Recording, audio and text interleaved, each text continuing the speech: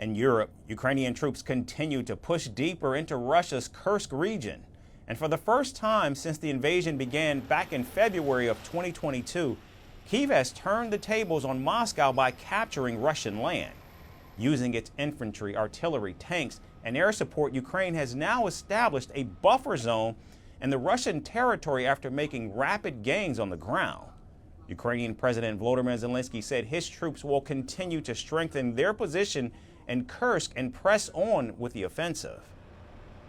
Today, General Sersky also reported on the continuation of our advance in the Kursk region. The operation is proceeding exactly as we planned. The bravery of Ukrainians is achieving great things.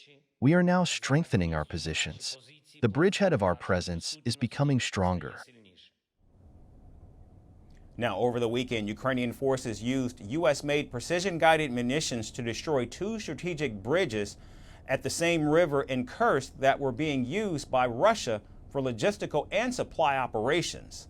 The first bridge was destroyed in a town called Glushkovo, and the second Russian bridge was taken out in a town called Zvannoe. Now, it's unclear whether the recently acquired F-16 jets carried out the offensive. However, footage released by the Ukrainian Air Force shows how both the bridges were targeted using precision-guided bombs and missiles. Meanwhile, thousands of Russians have been evacuated from Kursk and are being relocated across different regions of the country.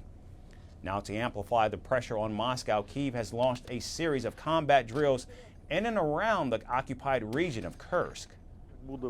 The armed forces of Ukraine demonstrate right now how warfare will look like in the future. We are writing history at this very moment. We're showing the whole world how to fight a war in the 21st century. Now, in what appears to be frustration, Russia has carried out a wave of aerial attacks on Ukrainian territories targeting civilian infrastructure like malls and residential buildings. In fact, late on Saturday, Russian forces also launched a drone strike that nearly hit the Zaporizhzhia nuclear power plant, drawing strong criticism from the United Nations. Ukrainian troops have delivered a complete shock to Vladimir Putin as Russia struggles to regain the lost territories. In fact, the Ukrainian incursion marks the first time that foreign troops have occupied Russian land since World War II. From impeachments to inaugurations, if it's a political story, we are on the scene. The race for the White House is heating up. Kamala, you're fired! I say, bring it on. If it's breaking news, we're live with the latest coverage. From the White House, the State Department, and Capitol Hill, we know the issues, but above all, we know the players to bring you the latest in-depth analysis on all the key stories that we're covering. I'm Eric Ham. Join me from Washington here on Firstpost America.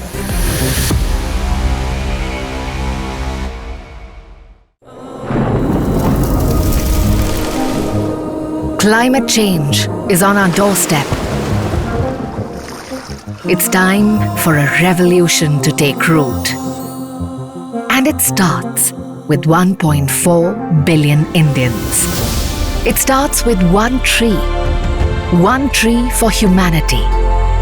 One tree for Mother Earth. One tree for our future. Project One Tree, a News 18 network initiative.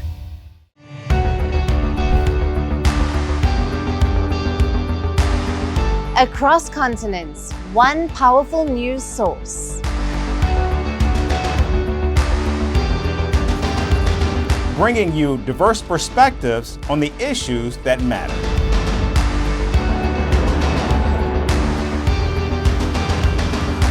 We go beyond the boundaries to give you that little extra about every sporting moment.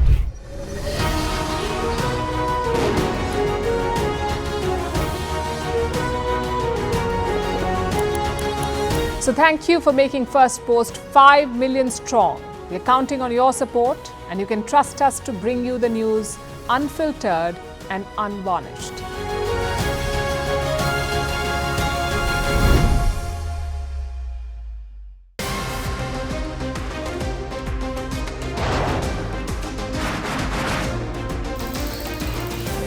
On the show today, the T20 World Cup bandwagon across to the West Indies. What can you expect from this? Hello, I'm Alison Green, coming to you from Durban, South Africa. Today we have a special show. Start with a report on India's shifting nuclear posture. For the first time since India officially became a nuclear power. Hello and welcome to Firstpost America. I'm Aaron Ham, coming